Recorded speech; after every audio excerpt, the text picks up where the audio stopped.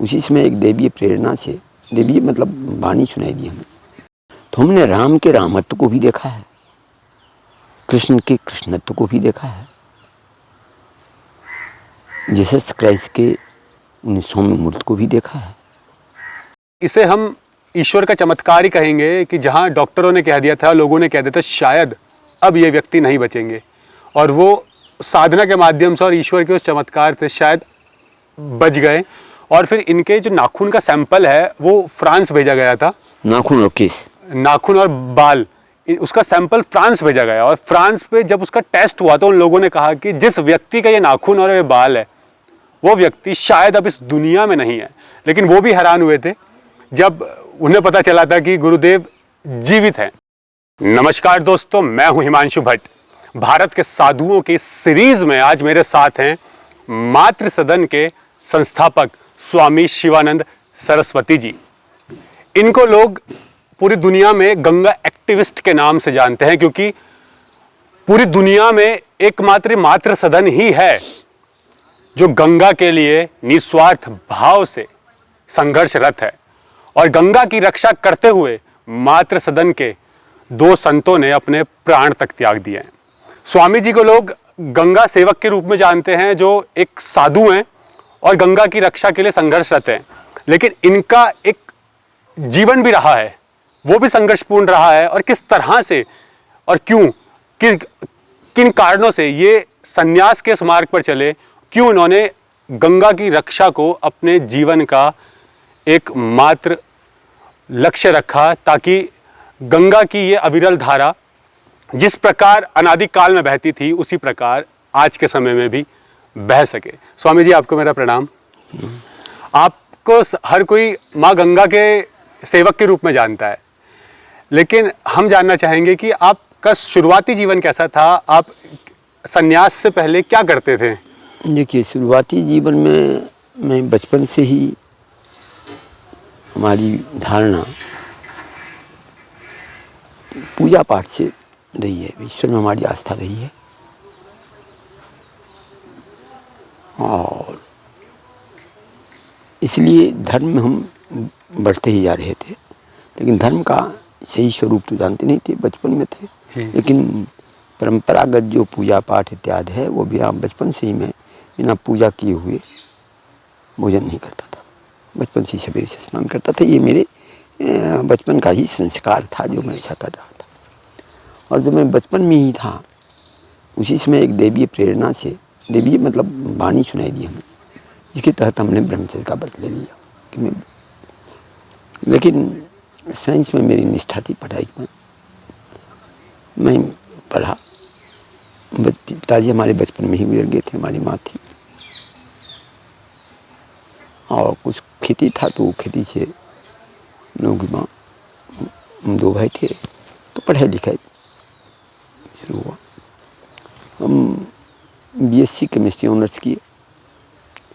उसके बाद कलकत्ता में एक हायर सेकेंडरी स्कूल में केमिस्ट्री के टीचर हुए। वहीं से मैं जादवपुर यूनिवर्सिटी से हेड कोर्स में एमएससी भी की।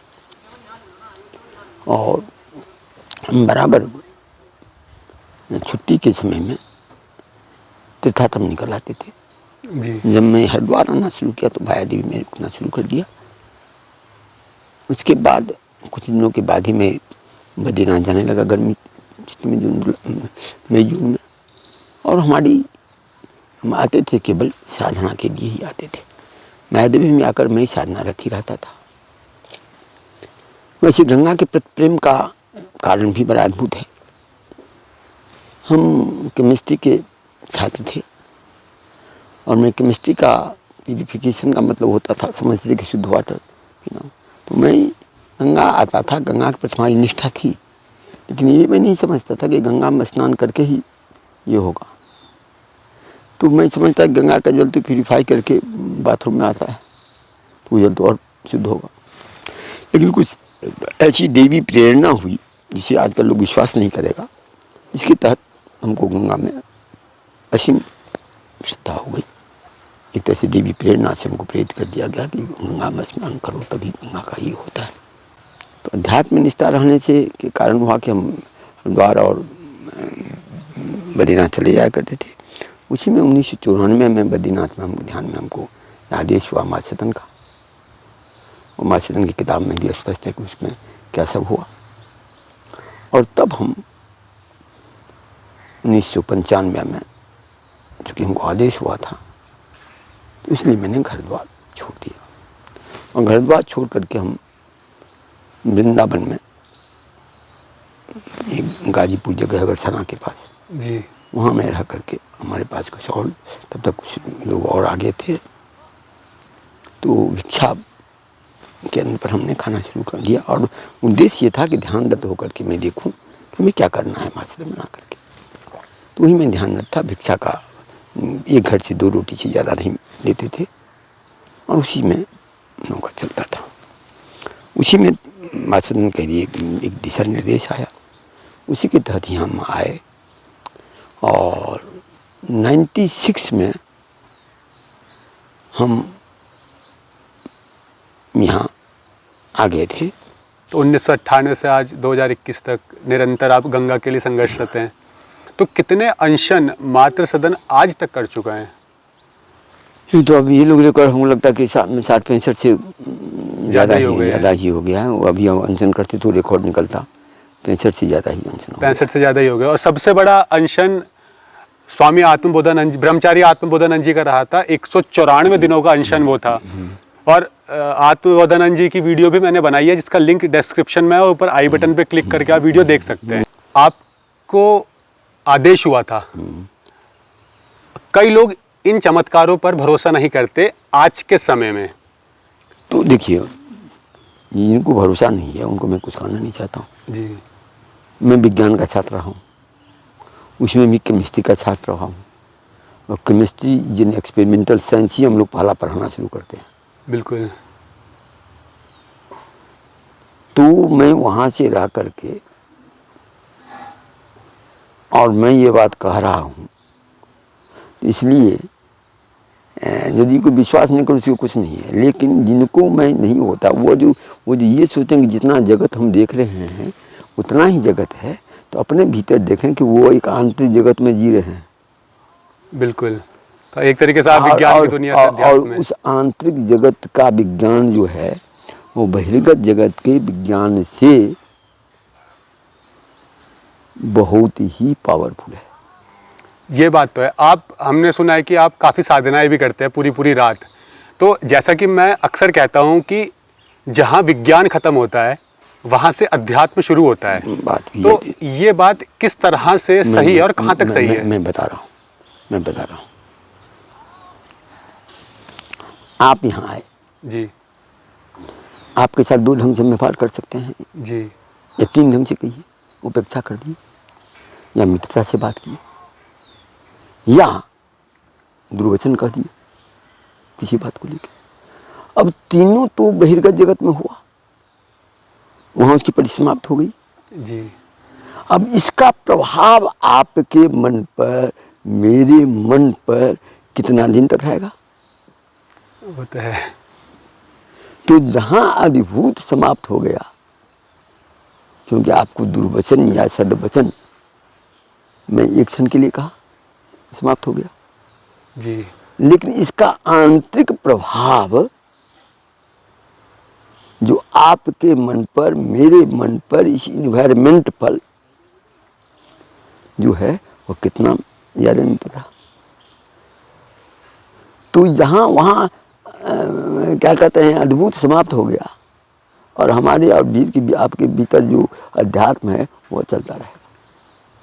यदि वह, और उसी का 2 डायरेक्शन हो गया। एक डायरेक्शन मित्रता का, सद्भावना का हुआ, एक डायरेक्शन द्वेष और विद्वेष का हुआ। तो दोनों का साम्राज्य अंतर में कितना बड़ा है।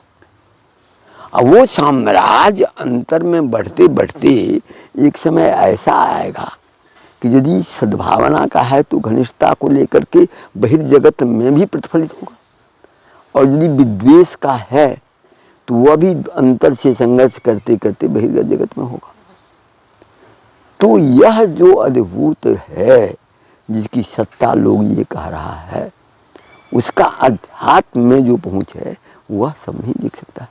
और वह जो कहता है कि नहीं है, वो अपने मन की बात तो हमको बता दे कि कहाँ है, वो कितने लालसाओं में जी रहा है, कितना इसमें जी रहा है। तो उस वह जो एक साम्राज्य है जिसमें वो दिन भर रहता है, यहाँ तक कि रात में भी सोता है तो भी स्वप्न जगत में विचरण करते करते उस समाज में चला जाता है, तो उसको किस आधार पर नकार रहा है। अब कोई एक व्यक्ति है, हम एक गिलास पानी लाते हैं, उस एक गिलास पानी में हम तो केवल बहिर्गत आँख की क्षमता देखेंगे कि गंदगी है कि नहीं है, धूल है कि नहीं इत्यादि, लेकिन उसके अंदर भी एक दृष्टि है जो कि वैज्ञानिक दृष्टि है, जो देखेगा इसमें क्या चीज़ है, कोई बैक्टीरियल इन्फेक्शन तो नहीं है, कोई अशुद्धियाँ तो नहीं है, पीने लायक है कि नहीं है, वो वैज्ञानिक पर। इसके सूक्ष्म में भी एक चीज़ है जो कि अब लोग नष्ट कर दिया है। इत्यादि गंगा इत्यादि की जो शुद्ध जल हैं, उसके पीने से जो आंतरिक ये होता था, उसका भी अनुभव करने वाला करेगा। तो ये जब दृष्टियाँ हैं तो हम, एक अंधा है और अंधा कहता है कि हम सामने में उस चीज़ को, अब हम कह रहे हैं कि जो ये तो कहते हमें कहाँ दिखाई पड़ रहा है, उसे दिखाई नहीं पड़ रहा है, वो उसका दोष नहीं है, उसके दृष्टि का दोष, जिसे वह हमारे अंदर जगत जो कि आध्यात्मिक आध्यात्मिक जगत है, वह उसे दिखाई नहीं पड़ रहा है, तो वह उसके अपांगता का दोष है। जी बिल्कुल। वह उसको बहिर्गत आँख जो है, बहिर्गत आँख के अंदर एक चक्षु है जो उसको मरा हुआ है, इसलिए नहीं दिख रहा है। तो ये तो कोई बड़ी बात नहीं है। ये बात है। आपने जैसे कहा था कि आपको आदेश हुआ था कि आप मातृ सदन की स्थापना करें और गंगा जी के लिए आप कार्य करें, तो आजकल के लोग, हमने आदेश में गंगा जी के लिए कार्य करें वो बाद में हुआ जी। गंगा जी के कार्य करने का जो कारण हुआ, उसका कारण ये हुआ कि गंगा पर तो निष्ठा तो बढ़ गई थी जी। हम यहाँ आए, तो यहाँ जब आए तो यहाँ पर 7 स्टोन केसर था। तो 97 में हम लोग यहाँ थे, तो पता चला कि कुंभ में ये लोग चला जाएगा, तब मैं ये जगह ले लिया। कुंभ आया तो ये लोग गया नहीं, तब हमको पता चला कि ये लोग तो झूठे ऐसा कर रहा था। तो वहाँ से हमारा संघर्ष शुरू हुआ और उसी में फिर हमको गंगा, हम जोशीमठ से आए थे, पहले हम इसमें जोशीमठ चले जाते थे जी। हाँ, ये रहता था, तो हमारा ध्यान और की तरफ में हमारा लगाव थोड़ा ज़्यादा है। साधना करने मतलब बद्रीनाथ या जोशीमठ की तरफ चले जाते थे। तो वहाँ से आए तो एकाएक हमको गंगा शब्द सुनाई पड़ा और तब से हम गंगा के लिए काम करना शुरू कर। और लोग समझे या न समझे, यहाँ जब भी कभी हम काम करते हैं तो अंदर से हमको रूप दिखाई पड़ता है जो क्या होगा, परिणाम हम शुरू में हमको आभासी ध्यानगत ही हमको ये आभासित हो जाता है। तो नहीं तो आप देखिए, माचरण के पास तो कुछ नहीं है जी। लोग समझता है किसी के पास बहुत पैसा है, वो कितना पैसा है मैं आपको पहले बताया कि वो वही समझ सकता है जो मेरे साथ रहता है। ये बात तो है। दूर वाला नहीं समझ सकता है। क्यों नहीं समझ सकता दूर वाला? तो यहाँ कोई भी काम जो होता है वो छोटे स्तर पर नहीं होता, यहाँ कोई भेदभाव नहीं है और सब जगह जो है यहाँ समता का भाव है। लोग समझते हैं बहुत है तब तो इतना लुटा रहे हैं, हम लुटाते नहीं, जो आता है चला जाता है गंगा। तो इसलिए और जहाँ तक हमारी सुरक्षा का सवाल है, वो शासन प्रशासन लेकर के अभी तो यहाँ का हमको तो ये भी पता लगा कि डीजीपी लगा हुआ कि इनको कैसे उड़ा था। तो ऐसे में हम सुरक्षित बचे हुए हैं, कोई कुछ कर नहीं पा रहा है। कितने बार चेष्टा भी किया, यहाँ तक कि जेल में एक बार हमको आर्सेनिक पॉइजन भी कर दिया, तो भी बचे हुए हैं। तो जरूर भी जिस शक्त ने हमको ये करा रहा है उस हमको पूरा विश्वास है। ये बात काम जैसे स्वामी जी आपने कहा कि मातृ सदन 60-65 से ज़्यादा अनशन यहाँ हो चुके हैं, आपने भी कई अनशन किए और आपने जैसे बताया कि आपको एक बार ज़्यादा मात्रा में आर्सेनिक दे दिया था, जो कि एक प्रकार का विष है। जबरदस्त विष है। तो उसकी वो कहानी क्या है कि हमने सुना है कि आपके कोई डॉक्टर ने कह दिया था कि शायद ये इंसान शायद आज जिंदा ना हो। हुआ ये था कि 2000 की घटना है। 2000 में हम लोग यहाँ पर आराधना शुक्ला एक ईमानदार डिस्ट्रिक्ट मजिस्ट्रेट आई, जिन्होंने कि पुंटी चड्ढा को ब्लैक लिस्टेड किया था। और जब वो काम करने लगी गंगा पर, तो आप जानते हैं हरिद्वार का माफिया कितना सक्रिय है। बिल्कुल। और उस समय में कल्याण सिंह चीफ मिनिस्टर थे, तो उनसे हमारी कभी मुलाकात नहीं हुई, लेकिन उनका मैं इसलिए आभारी हूँ कि वो उस समय में 3 अधिकारी को यहाँ पर, ईमानदार अधिकारी को दे दिए और उनको छूट दे दिए कि आप लोग ईमानदारी से जो काम करना चाहें हरिद्वार में करें, वहाँ आपको कोई इंटरफेरेंस नहीं होगा। ये बहुत बड़ी उपलब्धि थी। उसमें आराधना शुक्ला, विपुल कुमार और NP सिंह। आराधना शुक्ला DM थी, विपुल कुमार SP थे और NP सिंह सिटी मिनिस्टर थे। ये तीनों मिलकर के जो काम करना शुरू किया, तो अद्भुत काम किया। तो पर आराधना शुक्ला विपुल कुमार का ट्रांसफर, उस पर हम लोगों ने आंदोलन चलाया। राम प्रकाश गुप्ता चीफ मिनिस्टर थे उत्तर प्रदेश के, उन्होंने बुला करके हमसे वार्ता की, सब कुछ मांग लिया, लेकिन माफिया सक्रिय होकर के मानने के बदले हमको, हम अनशन पर थे, हमको पगड़ी जेल में दे दिया। और आज के लोग विश्वास नहीं करेगा, ये तो ऑन रिकॉर्ड है। अभी हमारा शरीर थोड़ा जर्जर हो गया है, नहीं तो हमने जेल में कह दिया, देखो भैया घर पर रहेंगे और वजन कम नहीं होगा तो सब कहेगा कि घर में खा रहा है। अभी तुम लोग हो, और मैं कह दिया कि 1 छटाक, ग्राम नहीं बोला था, 1 छटाक बोला था, 1 छटाक भी वजन मेरा कम नहीं होगा, तुम लोग कर लो। तो हम और जांच तो करने नहीं देते थे, एक वजन का जांच था और नींबू पानी नमक लेते थे उसमें, केवल नींबू पानी नमक। फिर भी वजन कम नहीं होता था अनशन में। और 21 दिन जेल में रहे, 3 यहाँ थे, 21 दिन जेल में रहे। ये ऑन रिकॉर्ड है, जेल में भी रिकॉर्ड है और कोर्ट में भी ऑन रिकॉर्ड है। और जेल में भी आपका अनशन जारी रहा? जेल में 21 दिन तक अनशन जारी रहा और 1 छटाक भी, आप ग्राम में कहिए, 1 ग्राम भी वजन कम नहीं हुआ। वो लोग करता क्या था, सवेरे सवेरे हम सोए रहते, सवेरे सवेरे आकर के अच्छी लगा देता था, क्या कहते हैं मशीन जो है, जान दो कि बोले कितना जाता है, इतना हम उतना बोले हैं, उतना ग्राम चाहिए ना, बोले खड़े हो तो बोले देखो कितना है, और उतना ही आता था।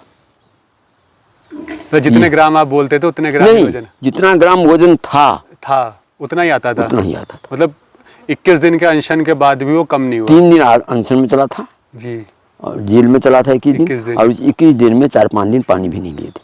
अच्छा, जल भी त्याग दिया था, फिर भी कम नहीं हुआ? कम नहीं हुआ, ये मैंने वहाँ पर दिखाया था। अब कहिएगा अब क्यों नहीं होता, तो अब हम इसलिए शरीर को खपा देते हैं कि अब उद्देश्य रहा। उस समय मेरा उद्देश्य मरने का नहीं था जी, उस समय हमारा उद्देश्य था काम करने का। अभी हम अनशन करते हैं तो उद्देश्य होता है शरीर छोड़ दें। इसलिए अभी वो गिलास में देखते हैं, उस गिलास से मैं अब जो लेता हूँ, 4 गिलास जल लेता हूँ, धीरे धीरे कम करना शुरू करता हूँ और शरीर तो इतना गिर जाता है कि जो लोग उठा के मेरे मिलाता है। लेकिन उस समय में, और इसका रिकॉर्ड, जेल का रिकॉर्ड, क्योंकि घर का रहेगा तो नहीं, जेल में तो उसी का नींबू था, उसी का पानी था। उसमें वो लोग क्या किया, जब देखा कि नहीं कुछ हो रहा है, तो नींबू में आर्सेनिक इंजेक्ट करना शुरू कर दिया, आर्सेनिक घोल को। उससे हमारा शरीर डैमेज कर गया। और तब जब वहाँ से हम निकले तो यहाँ पर भीषण ने ब्लड वेसल जो है पूरी डैमेज कर गया। पूरा एक दिन तो पूरी खून गिरा, ये हुआ, नाना प्रकार की बातें हुई। होते शरीर लगा के अब बचना मुश्किल है। यहाँ से जब बोले कि अब शरीर छूटेगा, चलो बद्रीनाथ चलो, बद्रीनाथ गए। तो अब उसमें कुछ बातें आई ऐसी जिससे हमारा शरीर बचा। जो ध्यान में बैठते थे तो में पत्ता गोभी आया, तो पत्ता गोभी का सलाद जो खाते थे कच्चा, उससे राहत मिलता था। तो बाद में डॉक्टर सब भी आया, जो डॉक्टर सब पॉइजनिंग दिया था वो सब भी आया, स्वीकार भी किया। जो डॉक्टरों ने एक्सेप्ट भी कर लिया था कि उन्होंने पॉइजन दिया। उसमें डॉक्टरों ने एक्सेप्ट भी किया, माफ़ी मांगा, उन्होंने माफ़ कर दिया। और तब उन्होंने कहा कि आर्सेनिक में की काम, चूँकि उसमें पत्ता गोभी में सेलेनियम है, इसलिए वो आर्सेनिक को रिप्लेस करता है। और जब इसका टेस्ट हमने फ्रांस के लेबोरेटरी से कराया था, तो वो जो लेवल आया था आर्सेनिक का बहुत दिनों के बाद, तो बोला कि उनको जो क्या था कि यह शख्स जिंदा है, इतना लेवल था। तो गुरुदेव, इसे हम ईश्वर का चमत्कार ही कहेंगे कि जहाँ डॉक्टरों ने कह दिया था, लोगों ने कह दिया था शायद अब ये व्यक्ति नहीं बचेंगे, और वो साधना के माध्यम से और ईश्वर के उस चमत्कार से शायद बच गए। और फिर इनके जो नाखून का सैंपल है वो फ्रांस भेजा गया था। नाखून और केस, नाखून और बाल, उसका सैंपल फ्रांस भेजा गया, और फ्रांस पे जब उसका टेस्ट हुआ तो उन लोगों ने कहा कि जिस व्यक्ति का ये नाखून और ये बाल है, वो व्यक्ति शायद अब इस दुनिया में नहीं है। लेकिन वो भी हैरान हुए थे जब उन्हें पता चला था कि गुरुदेव जीवित हैं। गुरुदेव, आपने कहा था कि आपको आदेश हुआ और कई चमत्कार आपके जीवन में घटित हुए हैं। आपको साधना के दौरान पता चल जाता है कि अब होने क्या वाला है, कोई भी कार्य का क्या परिणाम होगा। तो हम जानना चाहेंगे कि आज के समय में लोग भगवान को विभिन्न रूपों में पूजते हैं, तो क्या आपको उन भगवान के किसी रूप के साक्षात्कार हुए हैं? क्योंकि आपको साधना में कई बार आदेश हुआ है, कई बार आप बता रहे हैं, तो अगर आपको कभी साक्षात्कार हुआ है तो वो कैसा स्वरूप है ईश्वर का? देखिए, जैसे हिमांशु जी हैं, जी हिमांशु जी के अनेक स्वरूप हैं। जी ये किसी के पुत्र हैं, किसी के मित्र हैं, यहाँ पत्रकार के रूप में आए हैं, तो अनेक रूप में आपका अनेक अनेक रूप है। जी। खिलाड़ी खेलते हों तो खिलाड़ी हो गए, लेकिन है तो एक हिमांशु। हाँ जी। और जो हिमांशु को देख लिया तो वह जब इसे खेलते देखेगा तो बोला अरे वही तो हिमांशु है। जी। या अपने पिताजी के साथ देखा अरे वही तो हिमांशु है, या पत्रकार अरे वही हिमांशु है। अब उसका जो भी रोल हो वो उसमें हिमांशु ही दिखेगा, पर जिसने हिमांशु को देख लिया है। लेकिन जिसने हिमांशु को न देखा हो, वह यदि खिलाड़ी में खेलते हुए देख रहा होगा तो उसका रूप चढ़ेगा, तो चाहिए उसके दिमाग में उतना हिमांशु आएगा। जी। अपने इसके पिताजी के साथ देख लेगा तो उनका पुत्र है, उतना ही दिमाग आएगा। पत्रकार के रूप में देख लेगा तो उतना ही रूप होगा। कभी कभी तो हम ऐसा देखते हैं, कोई व्यक्ति आता है, बहुत मुलाकात हुआ रहता है, लेकिन किसी दूसरे रूप में रहता है, जब वो दूसरे रूप में आता है तो पहचानने में समय लग जाता है। ईश्वर का जो हमारा ये स्वरूप है, तो हमने राम के रामत्व को भी देखा है, कृष्ण के कृष्णत्व को भी देखा है,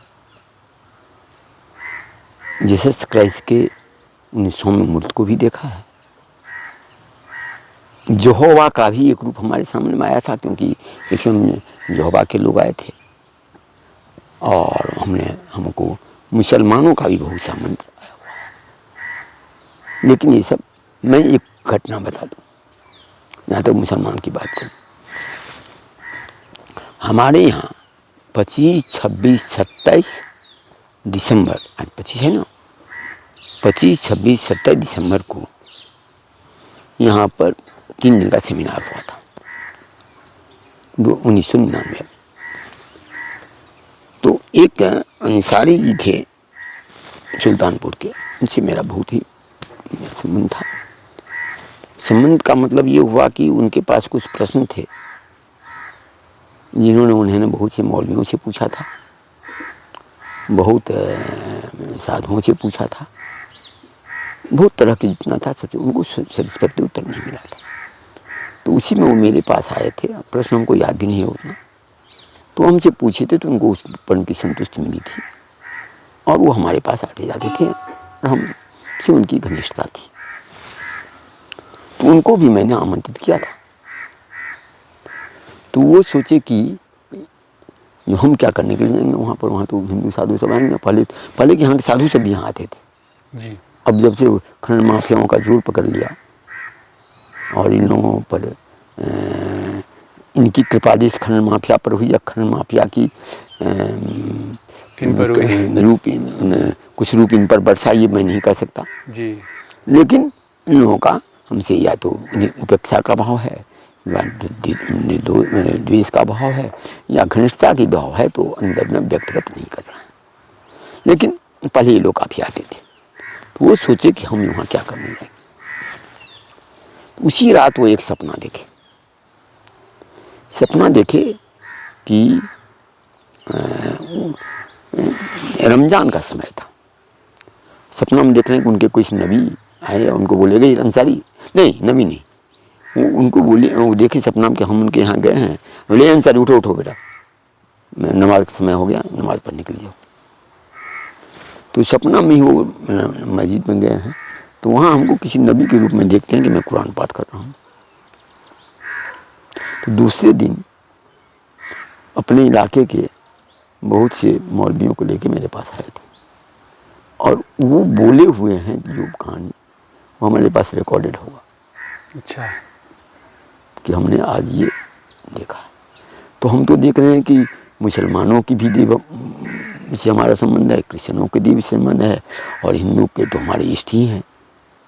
एक प्रकार से जो विभिन्न धर्मों की हम बात करते हैं, वो वही है कि जैसे हिमांश खिलाड़ी है, हाँ। हिमांश पत्रकार है, हिमांश अपने पिता का पुत्र है, हिमांश अपने दोस्त का दोस्त है, हिमांश एक ही है और भिन्न भिन्न प्लेटफॉर्म पर भिन्न रूप में अपने आप को प्रदर्शित और ये कर रहा है। वैसे वो एक ही ईश्वर हैं, भिन्न भिन्न रूपों में अपने आप को दिखाते हैं। अज्ञानता जो है, जैसे एक पानी है, हम भोजन करेंगे तो भोजन को पचाने के लिए जल की आवश्यकता है, तो वह जल, उसे कोई जलम कहे, कोई पानी कहे, कोई एक्वा कहे, कोई वाटर कहे, कोई एग्वा कहे, उसका गुणधर्म एक ही है। और अब यदि कोई झगड़ा करे कि खाने के लिए, पचाने के लिए पानी की ज़रूरत है, नहीं जलम की ज़रूरत है, तो वाटर की ज़रूरत है, एक्वा की ज़रूरत है, एग्वा की ज़रूरत है, तो वो उसकी अज्ञानता ही है। और वो इसके लिए जो मार काट करता है तो उसकी अज्ञानता ही होती है, दूसरा कुछ नहीं होता। तो स्वामी जी, ये सारी बातें तो हो गई। अब अगर हम माँ गंगा की बात करें, एक तरफ तो हमने माँ का दर्जा दिया है गंगा नदी को, हम माँ मानते हैं, हम पूजा करते हैं, और दूसरी तरफ हमारी माँ गंगा की अविरल धारा को हमने रोका है, उनके प्रवाह को हमने रोका है और उन्हें निरंतर प्रदूषित करते जा रहे हैं। और यही हाल माँ गंगा का ही नहीं है, बल्कि समस्त नदियों का है, और इन समस्त नदियों को हम माँ मानते हैं। तो ऐसा क्यों हो रहा है उस हिंदुस्तान में, जिस हिंदुस्तान में हम गंगा को माँ कहते हैं? होता ये है, तो असल क्या है, दृष्टि होती है। आजकल लोगों की दृष्टि पहले धर्ममय दृष्टि थी, और धन का उपार्जन धर्म के लिए किया जाता था। जी। आज धन दृष्ट हो गई है, अर्थ दृष्ट हो गई है, और धर्म को अर्थ के अधीन करने की चेष्टाएं की जा रही हैं। अब पहले गंगा में एक डुबकी लगाने पर जो तृप्ति मिलती थी, वो अब नहीं मिल रही है, क्योंकि गंगा का वह जो रूप है वह नहीं है। यहीं पर देखिए मछलियाँ नहीं है, पहले बहुत मछलियाँ रहती थी, छोटी छोटी इतनी मछलियाँ रहती थी, कोई ठिकाना नहीं। और क्लोरीन गैस का उपयोग कर रहा है STP में, कोई मजा नहीं। तो गंगा का जो इसका अपना एक स्वरूप है,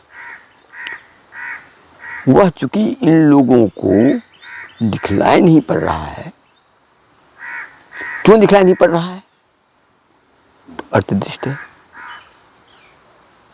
अब यही गंगा है, अब इनमें भिन्न भिन्न दृष्टियों को देखें।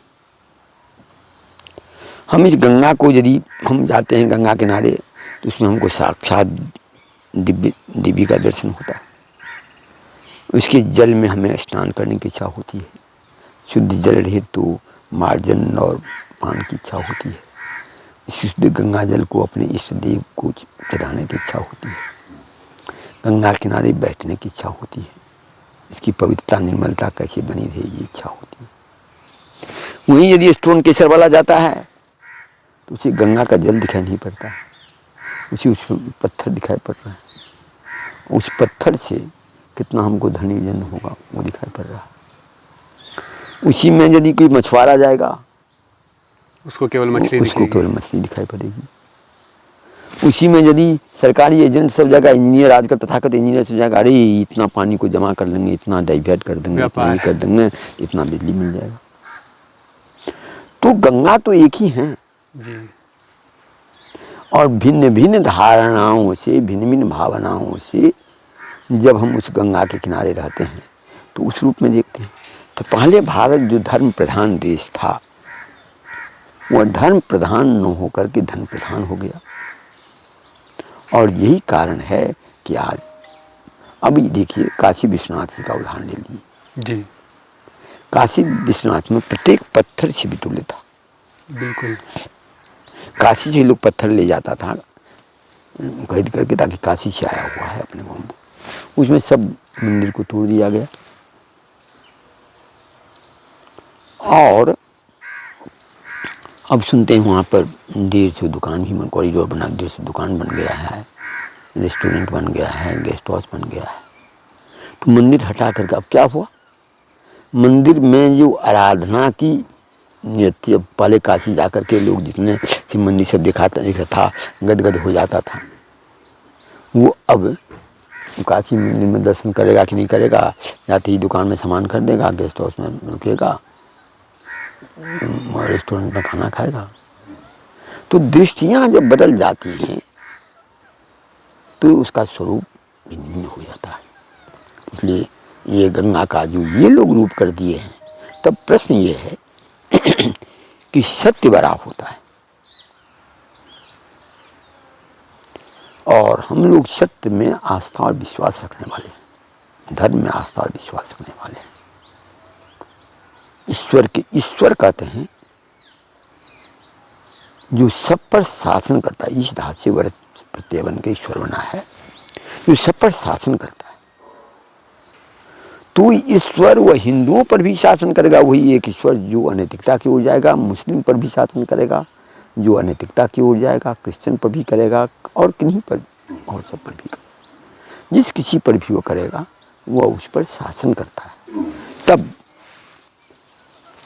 होता यह है कि लोग चोरी करता रहता है और जब तक शासन तंत्र के में उसे पकड़ में नहीं आता है तब तक वो चोरी करता रहता है। तो ऐसे लोग करता रहता है और जब तक पकड़ में नहीं आएगा तब तो करता रहेगा। और पकड़ में तो है ही, उस अदृश्य के से कौन बच के रह सकता है। इसके साथ साथ ये कोरोना काल आया जी। इसने सबको दिखा दिया। न्यायाधीश जो अपने को उनको मी लॉर्ड लोग कहता था और मी लॉर्ड ऐसे हुए कि उनको भी घर में दुबकना पड़ा, बड़े बड़े व्यापारियों को दुबकना पड़ा, बड़े राजाओं महाराजाओं को दुबकना पड़ा, डॉक्टर को दुबकना पड़ा या मरा। तो इस तरह से जो एक कोरोना का छोटा वायरस ये रूप दिखा दिया है, उस प्रकृति पर हम शासन करने के लिए जाएंगे तो परिणाम दुखद होगा। ये बात है स्वामी जी, आपने तो बताया कि लोगों की जैसी दृष्टि है उन्हें माँ गंगा वैसी ही नज़र आती है, लेकिन हमने जो बिजली उत्पादन के लिए, पानी की ज़रूरतों को पूरा करने के लिए जो बांध का निर्माण किया है, नदियों की अविरल धारा को रोककर, नदियों की प्राकृतिक धारा को रोककर, उनके नेचुरल फ्लो को रोककर, वो किस स्तर पर नुकसान पहुंचा रहा है हमारी नदियों को, हमारे पर्यावरण को। देखिए सबसे बड़ी बात है कि नदी की परिभाषा को बदल दिया। नदी किसे कहते हैं? जो अपने उद्गम स्थान से लय स्थान तक अबाध गति से कभी इठलाती, कभी मचलाती, कभी दोनों किनारों को छूती, अपने भीतर अनेक जीव जंतुओं को तृप्त करती, किनारे के वनस्पति को तृप्त करती, किनारे के लोगों को शीतलता और जल प्रदान करती हुई जाती है, उसके गति को रोक दिया। और इतना नहीं, ये गति हिमालय से गंगा चल करके गंगा सागर की ओर जाती है। उसी समय द्वीप में जो सूर्य हैं वह वहाँ से जल को लेकर के और जहाँ से इसकी ये हुई है वहाँ पर बर्फ के बारी के रूप में दे देते हैं, बरसात के रूप में बर्फ गिरा देते हैं वहाँ पर। तो यह जो एक साइकिल है, एक दृश्य है, एक अदृश्य। इसमें यदि हम एक जगह बाधा देंगे तो वह बाधा अदृश्य में भी होगा जी। और उसका परिणाम बादल फटना हुआ, उसका परिणाम अतिवृष्टि हुआ, असमय बारिश हुई। तो इस चीज को जो सर्वांगीण न देख करके एकांगी देखता है, वह उसके दुष्परिणाम का कारण होता है। और खास करके डैम बनाने में तो और विचित्र बात है। देखिए, दृष्टियाँ कितनी ढंग की होती है। एक दिव्य दृष्टि होती है जो ऋषि मुनियों को हुआ करती है, वो दिव्य दृष्टि से दूर दूर की बात देख लेते हैं, परिणाम देख लेते हैं। उसका अभाव हो गया है। तो एक सामाजिक दृष्टियाँ थी कि समाज में जो बहुत दिनों से चली आ रही प्रथाएँ आ रही हैं, उसको अक्षुण्ण रखा जाता था। उससे भी क्योंकि वो दिव्य दृष्टि के द्वारा देखेगी, ऋषियों के द्वारा प्रतिपादित था, वो भी नष्ट हो गया।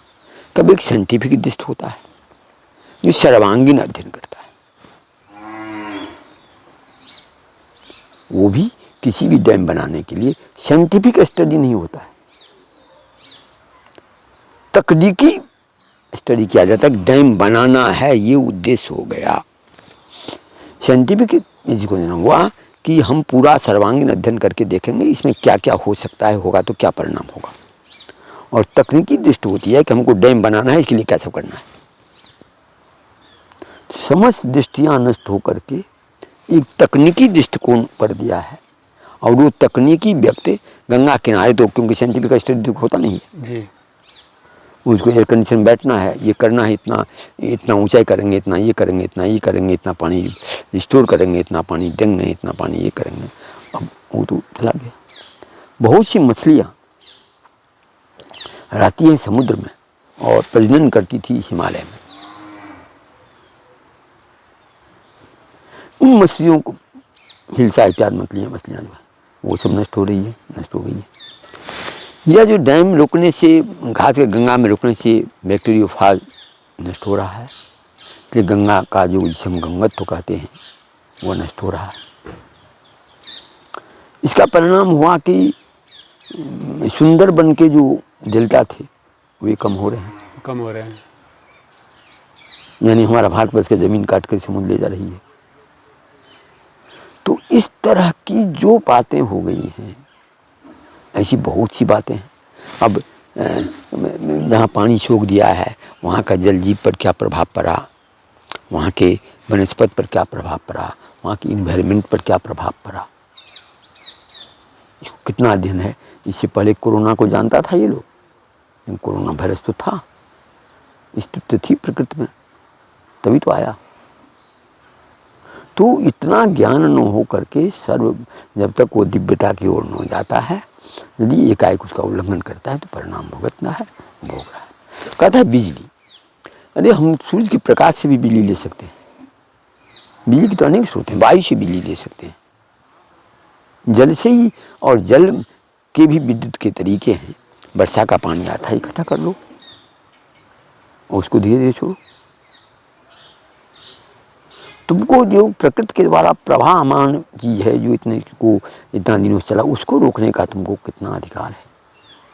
और इतना नहीं, जब रोक देता है तो अपना सब कुछ समझ जाता है। तो इस ढंग से प्रकृति का विनाश हो रहा है। एक प्रकार से जो प्राकृतिक आपदाएं आ रही हैं वो बांधों के बनने से बांधों के बनने से बढ़ चुकी है। और मान लीजिए ऐसा कोई वस्तु है किला टाइप का, हिमालय का ऐसे ही तो है। यहाँ देखिए पर्वत कितना छोटा है, बढ़ते बढ़ते बढ़ गया है, ये बेस है। यहाँ पर यदि आप पत्थर खोदेंगे, इसका प्रभाव इस पर भी पड़ता है जी। वो भले ही पत्थर यहाँ न आ पाते हो, लेकिन उसका प्रभाव वहीं पर धसता है। बिल्कुल। तो अब देखिए मकान है, और यहाँ जब नीचे में खोद दे ज़्यादा, हम कहेंगे मकान कहाँ खोद रहे हैं, इसका प्रभाव पड़ेगा कि नहीं पड़ेगा? पड़ेगा, बिल्कुल, मकान धस जाएगा। धस जाएगा। तो स्वामी जी, गंगा के इसी अस्तित्व को बचाए रखने के लिए मातृ सदन संघर्षरत है, और इस संघर्ष के दौरान हमने सुना है कि आप पर कई बार हमले भी हुए हैं। अब इससे क्या देखते हैं, हमारे प्रिय शिष्य निगमानंद को ऑर्गेनोफॉस्फेट पॉइजन से डाला, हमको आर्सेनिक पॉइजन दिया, हमारे एक श्री गोकुलानंद तपस्या कर रहे थे, उनको स्कोलिन जहर दे दिया, स्कोलिन जहर। सानंद जी को कैसे मारा अभी तक समझा ही नहीं, क्योंकि जिस हिसाब से यहाँ से वो गए हैं और 24 घंटा के अंदर उनको डेथ डिक्लेयर कर दिया एम्स में। यहाँ रहते तो नहीं मरते, जल भी छोड़ दिए तो भी 24 घंटा में तो नहीं मरते जी। 6-7 दिन कम से कम वैसे भी चलते, और आगे क्या होता समय देखता। तो इस ढंग से जहाँ हुआ, और हम पर तो इतने आक्रमण हुए हैं, उसका यदि लेखा जोखा किया जाए तो सब तो हमारे पास लेखा जोखा होने के बहुत आक्रमण तो ऐसा है कि ऊपर से ऊपर ही चला गया, हमको पता भी नहीं चला। बहुत दिनों के बाद पता चला तो वहाँ षड्यंत्र हुआ था बहुत। तो ये लोग इस पर लगे हुए हैं, लेकिन एक बात लोग समझ जाए, जो जो ये किया है उसकी दुर्दशा हुई है। अब मैं लिख लेता हूँ, ये त्रिवेंद्र सिंह रावत को लीजिए। ये तो गंगा द्रोही, शाद द्रोही, स्त्री द्रोही था ही, क्योंकि उत्तरा बहुगुणा के साथ जो व्यवहार किया वो तो निम्नतम व्यवहार है। ऐसा राक्षस भी नहीं करता। राक्षस की दरबार में भी यदि फरियाद लेके जाता था तो वो भी फरियादी को सुनता था। पद्मावती के साथ जो किया वो देख ही रहे हैं, जिस समय पद्मावती गई थी उसका वो रूप देखिए, और उसके बाद जो ये रूप कर दिया सो देखिए। तो इस तरह से जिस रूप से ये कर दिया है तो उसका परिणाम उसको भी भुगतना पड़ेगा। तो मैं सबको ये कह रहा हूँ कि कृपया गंगा को छोड़ दो, तो कम से कम ऐसा करो कि गंगा को, हरिद्वार नगरी, तीर्थ नगरी हरिद्वार है, हरिद्वार को छोड़ दो, उत्तराखंड को छोड़ दो। तुमको रुपया की ज़रूरत है तो नमामि गंगे में बहुत रुपया है। हम भी रिक्वेस्ट करेंगे भैया जितना इसको इससे आता है उतना रुपया इसको दे दो। हम भी सेंट्रल गवर्नमेंट से रिक्वेस्ट करेंगे जितना रुपया इसको इस खनन वाले इत्यादि से और डैम से होता है तो उतना रुपया उसको दे दो। लेकिन इसको नहीं चाहिए कि उसमें इसका अपना कमीशन नहीं रहेगा। सरकार दे भी देगा तो वो उसको नहीं चाहिए, क्या रोजगार का सवाल है जी। और खनन का जो बहाना लिया है, कितना बेतुका बहाना लिया है कि पहला तो लिया कुंभ, अरे कुंभ तो समाप्त हो गया। दूसरा लिया चारधाम यात्रा, चारधाम यात्रा के लिए पत्थर गंगा से ले जाएगा वहाँ तो पर्याप्त है। नहीं, क्या कहते हैं, ऋषिकेश और कर्णप्रयाग का रेलवे, इसमें गंगा से पत्थर ले जाएगा। वहीं तो खोद कर कितना पत्थर है। कारण यही तीन कारण दिया है। वहाँ तो अपने आप में ही नदियाँ हैं, बहुत है, डंपिंग जोन बहुत बना के रखा है, वहीं से पत्थर ले ले, यहाँ से जाता भी नहीं है वहाँ। अच्छा स्वामी जी, किस तरह से खनन नुकसान पहुँचा रहा है माँ गंगा को? देखिए कि एक साधुओं को आकर इसके लिए संघर्षरत होना पड़ रहा है। असल क्या है कि खास करके हरिद्वार की गंगा, मैं तीनों दृष्टि से इसको कह रहा हूँ। आध्यात्मिक गंगा तो हरिद्वार में गंगा की जो शोभा है वो गंगा के बेड पर रहने वाले पत्थर से ही यहाँ, और यहाँ यदि पत्थर नहीं रहेगा तो मिट्टी बहा के ले जाएगी। दूसरी बात यह है कि यहाँ के पत्थर शिवतुल्य। आप दूसरी जगह देखते होंगे, बनारस हुआ या देवघर हुआ या तारकेश्वर हुआ, अन्य जगह पर गंगा जल ले जा करके एक मुख्य मंदिर में चढ़ाया जाता है, और यहाँ पर हरिद्वार का ही गंगा जल ले करके अपने अपने गांव के मंदिर में चढ़ाता है। बिल्कुल। उसका कारण क्या है, जितने मंदिर हैं उसके जो शिव हैं वो हरिद्वार के गंगा का पत्थर ही है, इसलिए यहाँ हरिद्वार का गंगा जल ही उस पर चढ़ता है। तो ये शिवतुल्य पत्थर है। इसको करने से एक तो आध्यात्मिक रूप से गंगा यहाँ नष्ट हो रही है, आध्यात्मिक रूप से दैवीय संपदा नष्ट हो रही है, और आध्यात्मिक रूप से उसमें जो चेतनता है, हमको क्यों वेदना होती है, कम उसके गंगा के उस करुण आवाज़ हमें सुनाई पड़ती है, तभी तो हम अपने आप को उत्सर्ग करने के लिए तैयार हो जाते हैं। उससे हमको क्या मिलता है, लेकिन वो वेदना हमको सही नहीं आती है। वो लोग इसलिए नहीं सुन पाते हैं कि दृष्टि जब बहुत बहिर्गत हो जाती है, अभी कोई किसी को लूट रहा है तो लूटने वाला को वेदना थोड़ी होती है, वेदना तो जिसको लूटता है उसको होता है, या जो सहृदय व्यक्ति देख रहा है उसे होता है। तो माँ गंगा की वेदना आपको साक्षात दिखती है, इसलिए आप इस तरफ इस अग्रसर हैं पूरा। लेकिन महाराज जी, जो प्रशासन और हमारी सरकार का कहना है कि जो ये गंगा नदी में पत्थर हैं ये ऊपर से आते हैं। ये तो मैं यही कह रहा हूँ कि भारत कितना मूर्खों का देश हो गया, खास करके FRI का एक परमानंद है जी, नया लड़का है, उसको मैंने चैलेंज किया कि तुम हमको साबित कर दो कि पत्थर आता है, हमारे पास नहीं आया। कटियार जी थे, उसको बोले कि भैया तुम रिसर्च कर, तुम जाते हैं इनके साथ लेके जाओ, हमारे पास नहीं आता है, और रिपोर्ट कर दिया पत्थर आता है। और ये मूर्ख समाज, साधु तो यहाँ पर कलंकित है, और साधु कलंकित इस ढंग से है कि साधु का सिरमौर को अपने शिष्य को फंसा करके आत्महत्या करता है। कैसा भी बाप रहेगा, कितना भी बेटा उत्पाती होगा, मरते समय बेटा को नहीं फंसाएगा जी। और ऐसा कलंकित साधु, वो घटना किया नहीं किया मैं नहीं जानता, कैसा उसका चरित्र था, अच्छा था बुरा था मैं नहीं जानता, लेकिन इतना तो जरूर था कि उसके अंदर में धर्म का लेश मात्र नहीं था। धर्मो रक्षित रक्षिता है, धर्म का लेश मात्र नहीं था जो उसे बचा था। और अंत में उसकी आत्मा को तृप्ति मिलेगी जब उसके शिष्य को सजा मिल जाएगी।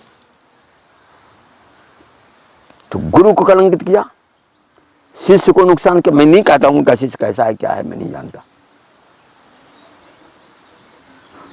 वो कैसे हैं क्या है नहीं है, लेकिन परिणाम जो देख रहे हैं वो गुरु को कलंकित करता है, शिष्य को कलंकित करता है, साधु का सिरमौर जो बना हुआ था उसको कलंकित करता है, और अभी भी साधु समाज उसका जो ये करता है तो वो सबको कलंकित कर रहा है।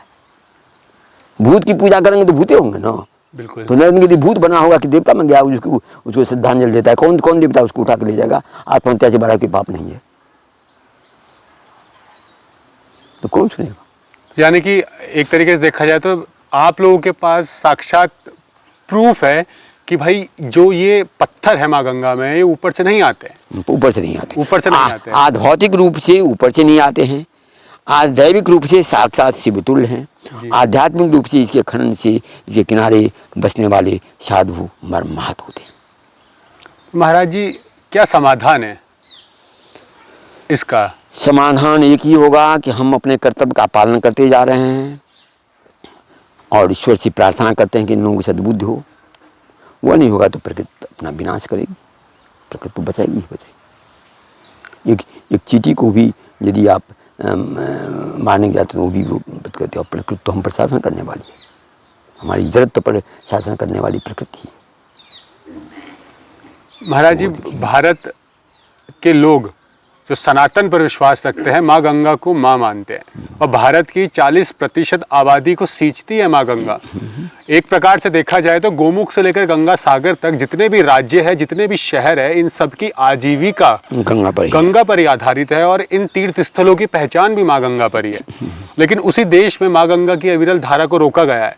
हरिद्वार के बाद तो माँ गंगा का जल लगभग समाप्त ही हो जाता है, और जब वो हरिद्वार में भी गंगा नहीं रही, हरिद्वार में लगभग समाप्त ही है, और जब वो हरिद्वार के आगे यानी कानपुर में अगर देखा जाए और वहाँ तो नाला है, वहाँ तो पूर्ण रूप से प्रदूषित हो चुकी है, लेकिन उसे साफ दिखाया जाता है, और गंगा सागर तक तो शायद माँ गंगा का जल पहुँच भी नहीं पाता है। और इसी गंगा के अस्तित्व को बचाए रखने के लिए आज हिंदुस्तान की इस धरती पर पिछले 23 साल से मातृ सदन संघर्षरत है। साधुओं को अपने प्राण न्योछावर करने पड़ रहे हैं, और मातृ सदन के कई संत तो अपने प्राणों को न्योछावर तक कर चुके हैं। तो मैं कहूँगा कि आपने आज तक अपने अनुभवों के आधार पर और जो भी माँ गंगा के लिए किया, और लोगों का रिस्पॉन्स जो आपने देखा है, प्रशासन का, आम जनता का, हरिद्वार के तीर्थ पुरोहित, साधु और पंडितों का, और हमारी सरकार का, उसके आधार पर आप क्या संदेश देना चाहेंगे हमारे हम देश की संदेश ये जनता देना को? चाहेंगे, याद रख जहां से तेरी उत्पत्ति है उसको विनाश मत कर। चाहे साधु हों, सन्यासी हों, वैरागी हों, पंडित हों, पुरोहित हों, व्यापारी हों, नागरिक हों, तीर्थयात्री हों, पर्यटक हों, जो कोई भी हो, वह याद रखें कि हमारा मूल तत्व जो है उसमें जल तत्व की प्रधानता है। जल के बिना हम नहीं रह सकते हैं। और गंगा में एक विशिष्ट गुण किए हुए जल है जिसे अमृतत्व की भी प्राप्त कर पाता है, अनेक रोगों को शमन करने की। तुम गंगा किनारे हॉस्पिटल बना रहे हो और गंगा शुद्ध रहेगी, गंगा का जल पान करके कितना बीमारी ठीक होता है, उसी गंगा को शुद्ध करते। तो इस ढंग से सोच। और मैं एक स्पष्ट कह देना चाहता हूँ कि आरएसएस जो है वह सनातन हिंदू धर्म को समूल नष्ट करने पर है। ये मेरा व्यक्तिगत अनुभव है। आरएसएस में एक मलकानी जी थे जिनको को मैंने सही अर्थ में देखा कि वो सच्चे हैं। और वाजपेयी जी से हमारी मुलाकात नहीं हुई थी, लेकिन वाजपेयी जब यहाँ थे तो हमारे पत्रों का संज्ञान लेते थे और उसी समय ये स्टोन के साथ बंद हुआ था। उसी समय ये पंडित चड्ढा सब जो हुआ था, तो वो मैं हमारे पत्र पर एक्शन लेते थे, उनसे हमारी मुलाकात नहीं। लेकिन उसके बाद जितने ही आरएसएस वाले आए हैं, ये जिस रूप में आया वो महान घातक छद्मवेशी और क्या कहा जाए उस रूप में आया है। इसी बीच में देखिए ये गंगा को नष्ट करने पर तो है ही सबसे, जितना खंड का पट्टा है सब में आरएसएस और बीजेपी। अभी कांग्रेस में कांग्रेस रहता था। ये भगवान दास प्रकरण में जो आरएसएस की घृणोना रूप सामने आया है, संस्कृत के विद्वानों के साथ जो खिलवाड़ किया है, इसलिए लगता है कि ये तो किसी कामे का आदमी, मनुष्य भी नहीं है। ये इस ढंग का ट्रेनिंग देता है। मार दे हमको। एक भी आरएसएस के शिविर में चिंतन होता है वो धर्म का चिंतन नहीं होता है, षड्यंत्र का चिंतन होता है। ये भी हमें पता है वहाँ क्या करना है, वहाँ क्या करना है, उसको कैसे मारना है, उसको कैसे ये करना है। उसका तो पॉइजन सेल है। इस पॉइजन में विभिन्न तरह के पॉइजन को, अब देखिए ना, हमको आर्सेनिक दिया, गोकुलानंद को स्कोलिन दिया, निगमानंद को ऑर्गेनोफॉस्फेट पॉइजन दिया, आत्मारायण को ब्रूसिन दिया, पद्मावती को क्या दिया कुछ पता नहीं, सानंद जी को क्या दे के मार दिया कुछ पता नहीं। इतना तो हम अपने सामने में देखे। उसके बाद भी हम पर और कितनी जगह क्या किया गया है, अभी मैं सबका ये नहीं करता हूँ, खुलासा नहीं कर रहा हूँ। खुलासा करने पड़े उन्हें तब मंडल होगा, मैं मंडल नहीं चाहता हूँ। और भी बहुत व्यक्ति हैं जो अपने को श्रृंगना समझते हैं, हमारे साथ जो व्यवहार किए हैं खास करके वो अद्भुत है। जिस समय पर मैं लिख के तो चला गया हूँ, जरूरी जाएगा तो पत्र मैं उनको पत्र भी दे दिया हूँ जी। इन समय पर ही निकलूँगा। कोई चीज़ और समय निकलना बाहर ठीक नहीं होता है। यही आपका संदेश है। स्वामी जी धन्यवाद आपका, बहुत बहुत धन्यवाद आपका भी। मातृ सदन वो संस्थान है जिसकी वजह से हरिद्वार में माँ गंगा के 5 किलोमीटर के दायरे में कोर्ट ने खनन पर प्रतिबंध लगाया था, लेकिन उसके बावजूद भी इलीगल तरीके से खनन किया जाता है, छिप छिप कर बार बार। मातृ सदन से अगर आप जुड़ना चाहते हैं या मातृ सदन का सहयोग करना चाहते हैं तो हरिद्वार में आप गूगल पर भी सर्च करेंगे, आपको मातृ सदन का एड्रेस मिल जाएगा। लेकिन हम सनातनियों के लिए, हम हिंदुस्तानियों के लिए बड़े शर्म की बात है कि जिस गंगा को हम माँ कहते हैं और जिन साधुओं को हम